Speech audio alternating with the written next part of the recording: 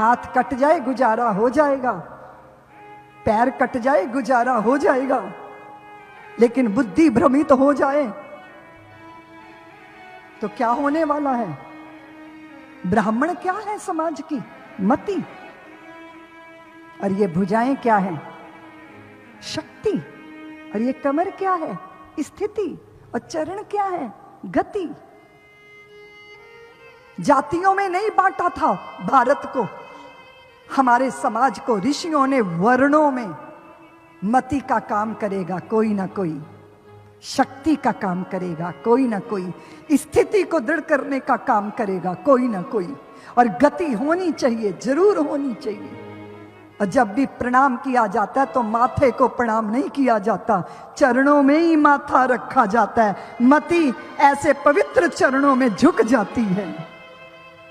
तुम काट दो पैरों को तो चल नहीं पाओगे, भुजाओं को काट दो, अपनी कमर तोड़ लो, बात बन जाएगी।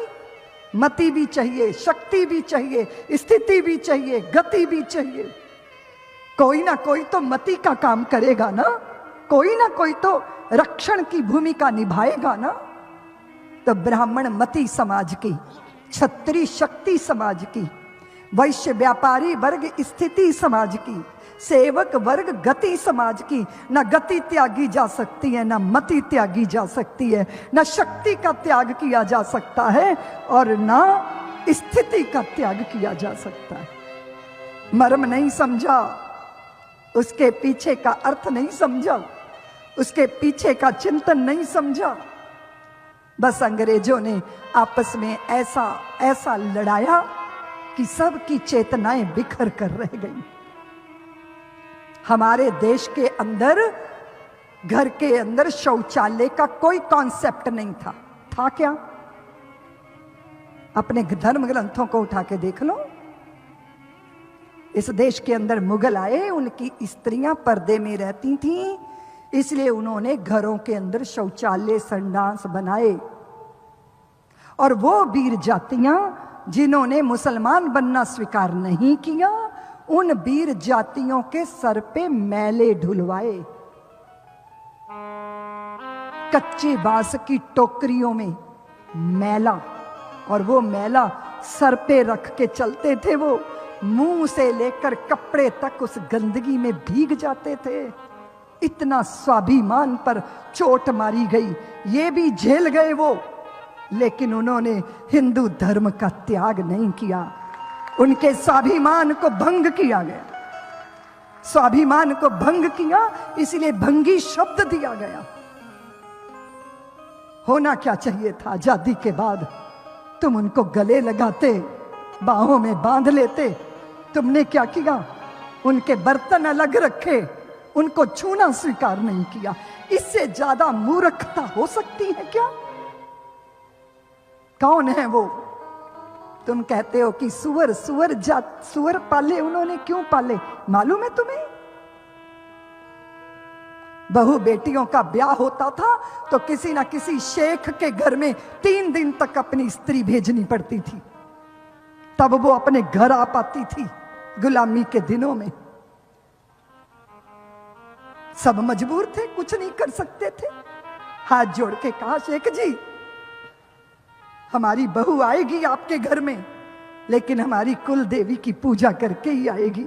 कुल देवी की तो पूजा करनी ही होगी, और कुल देवी की पूजा पे बलि चढ़ेगी, सुअर की बलि, और सुअर के रक्त से आलता लगाएगी हमारी बहू बेटी। और सुअर के रक्त से आलता पैरों के नीचे वो जो लाल रंग होता है वो रक्त से लगाकर वो मेरे घर आए या शेख के घर आए, ये विधि तो करनी पड़ेगी। और जब पता चला कि सुअर की बलि चढ़ाई है, सुअर का रक्त लगाकर हमारे घर में, तो तौबा तौबा करके भागते थे वो। और सुअर को उल्टा लटका दिया जाता था मोहल्ले में, और जहां जहां चिंगाड़ उसकी जाती थी वहां वहां से ये मुगल दूर भागते थे। अपनी बहू बेटियों के सम्मान की रक्षा का कवच था सुअर को पालना। इस इतिहास से भारत के बच्चे बच्चे को परिचित होना चाहिए, लेकिन पापियों ने ये छुपाया, पापियों ने ये सत्य को छुपाया और आज झंडा वरदार बने घूम रहे हैं।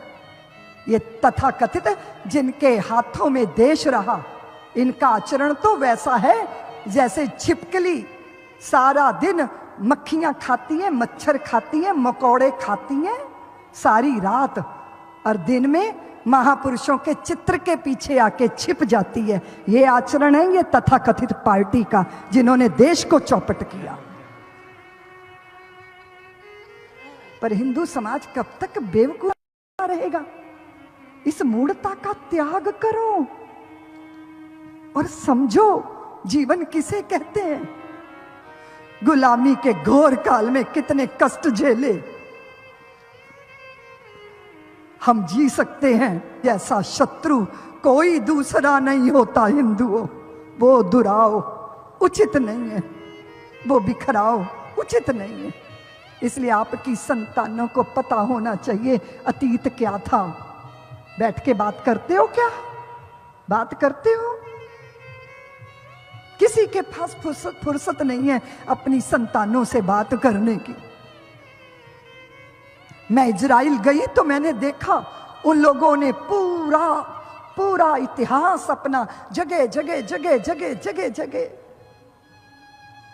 पूरा इतिहास उन्होंने अपनी संतानों के लिए, कहीं उन्होंने अनुभव वाले बनाए हैं, कहीं उन्होंने जाने कितने कितने कितने तरीकों से याद दिलाते हैं। वो याद दिलाते हैं हमारे देश की संतानें, उनको तो पता ही नहीं है सच्चा सपूत कौन सा है। बताओ अपनी संतानों को कि भारत का सैनिक कहता है, ईश्वर मेरे दुश्मनों पर दया कर, मेरे देश के दुश्मनों पर दया कर, क्योंकि हम अपने देश के दुश्मनों पर दया नहीं करेंगे।